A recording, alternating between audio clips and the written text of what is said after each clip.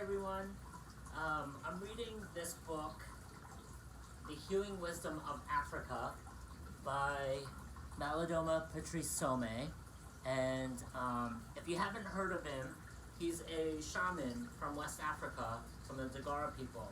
And he's written quite a few books, and they're all fascinating. I have them all, and I've read them all, and I love them all.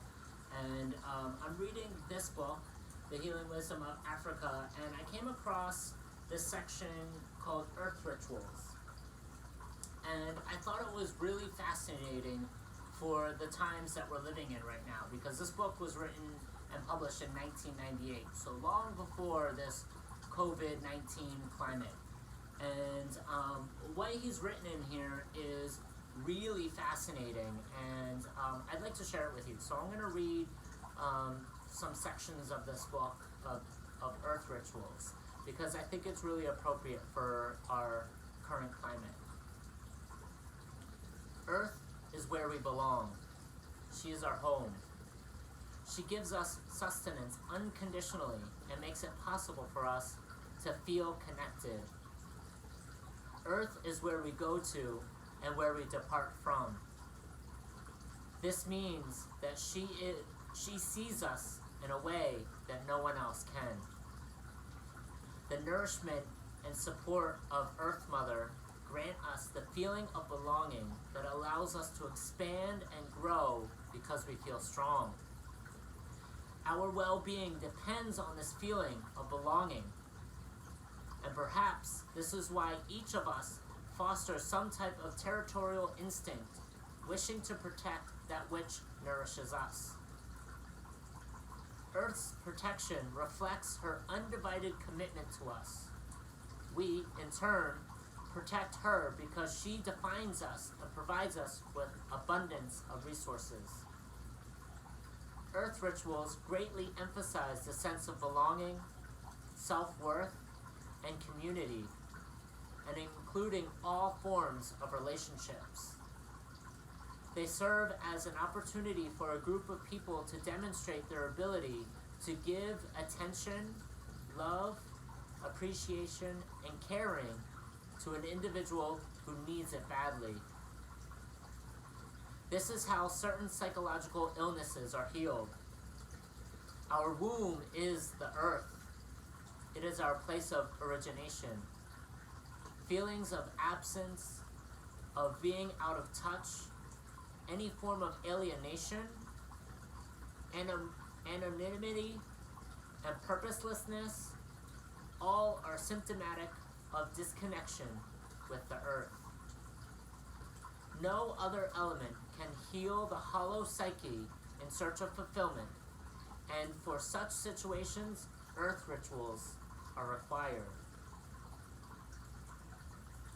I thought this was really fascinating, and I'm going to continue on because it gets even more fascinating as we go on. Now, this next part is called Earth Rituals and Touch.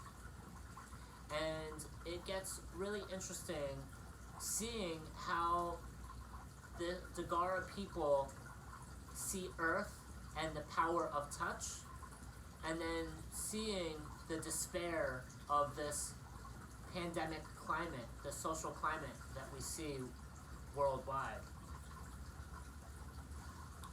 One aspect of Earth ritual that people in the West are clearly in need of involving touching.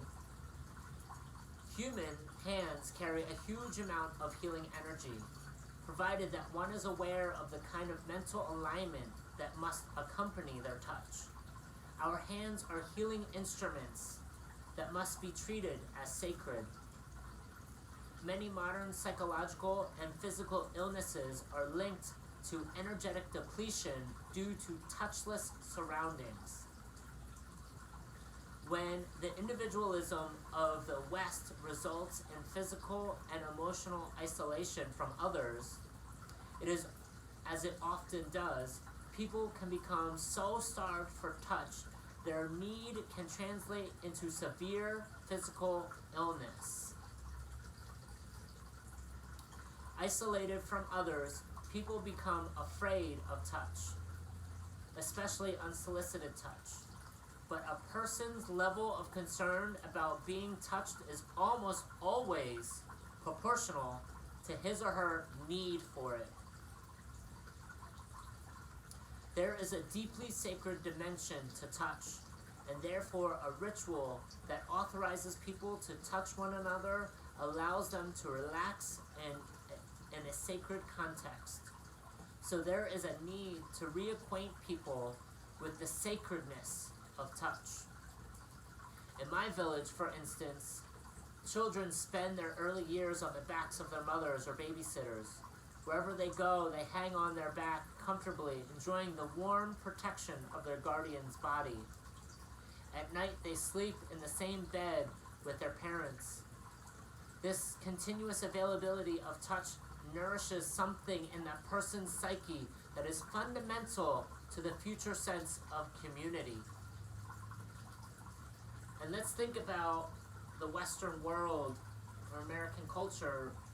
We take our young children, our babies, and we put them in a nursery, in a completely separate room, isolated.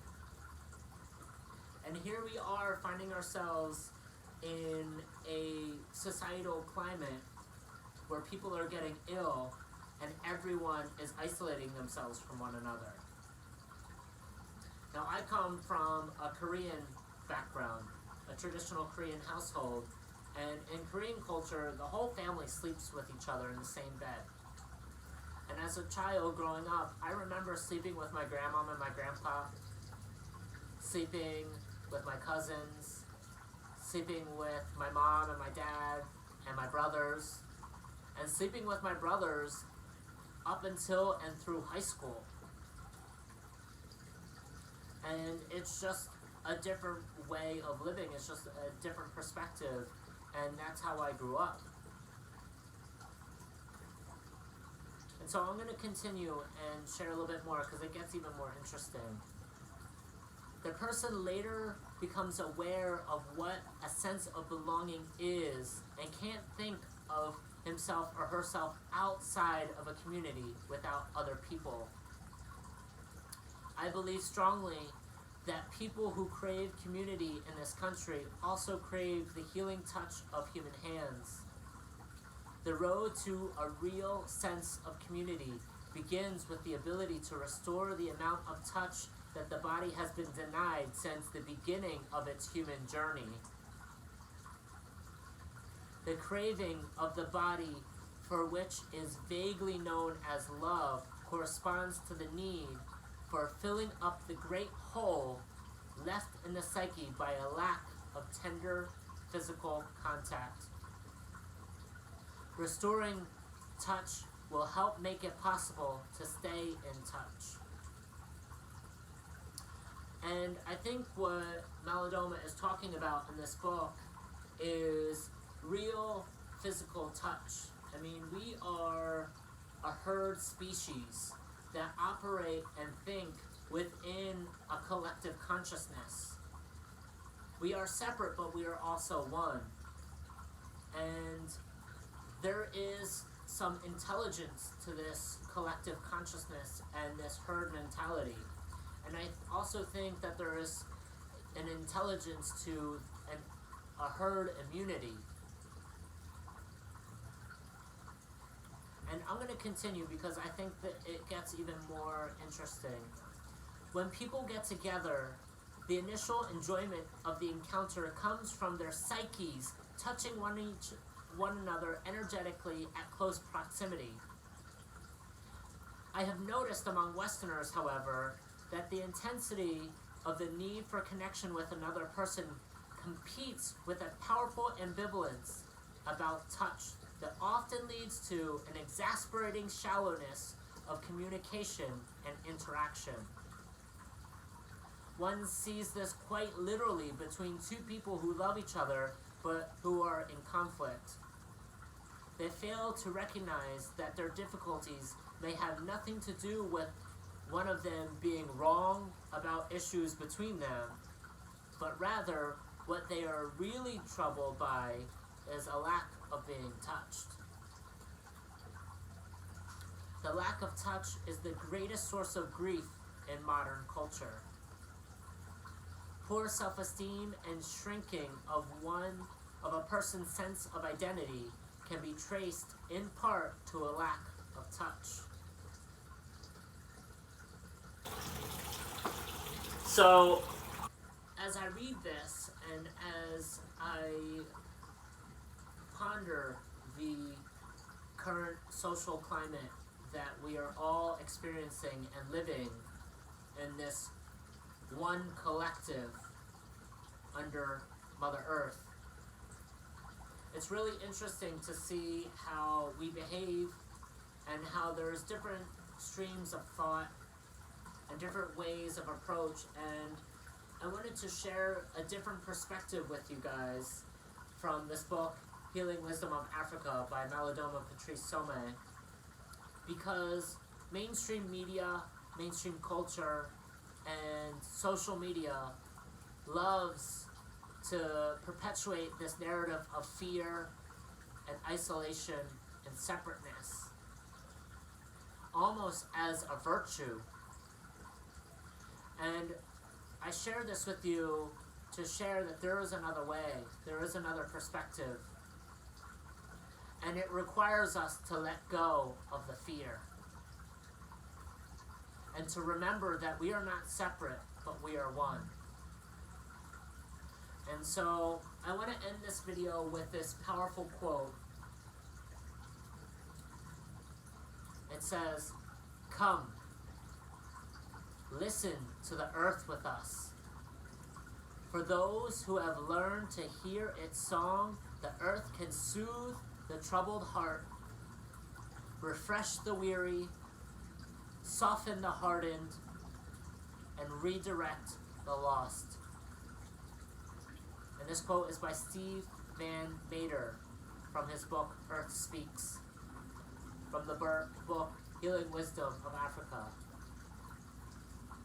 I hope you guys enjoyed this video, and hopefully this inspires us to think a little bit differently about how we handle this situation and how we look at community. Because as we grow as a society, there are things that Facebook, FaceTime, and Zoom can't substitute. And so I leave you with this to marinate, to ponder, to think, and to make your own, and to make your own decisions. And I hope you guys enjoyed this video. Thank you for your time, and there'll certainly be more. This is one of my first videos, and I'm just coming out of my shell and stepping into my own power and deciding to speak my voice, regardless of how other people feel about it. Because we each have a voice, and it is our birthright to have the power and the sovereignty to share our voice. So I hope you guys enjoyed this, and until the next video, bye guys.